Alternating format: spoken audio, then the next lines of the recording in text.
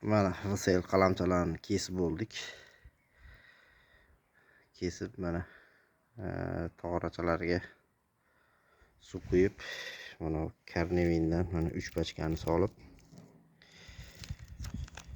uyutib qo'ydik. Bir sutka turib bersa, xudo xolasa bir sutkadan keyin buni olib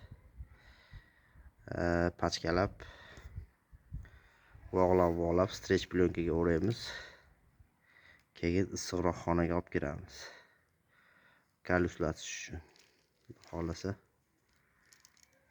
mana shu tagidan kalyus chiqarsa oqarib. Keyin bularni ekib qo'yamizda dalaga. Xudo xolasa mana ancha bo'lib qoldi. Mingta bir 2 mingtacha xudo xolasa. VSL ikkilarimiz bor. Nasib bo'lsa ko'ramiz rezultatini. Sog' bo'linglar. Kanalni qo'llab-quvvatlab, like bosishni unutmanglar. Kimdadir VSLni ko'paytirish haqida bir ma'lumot bo'lsa, kommentariyaga yozinglar.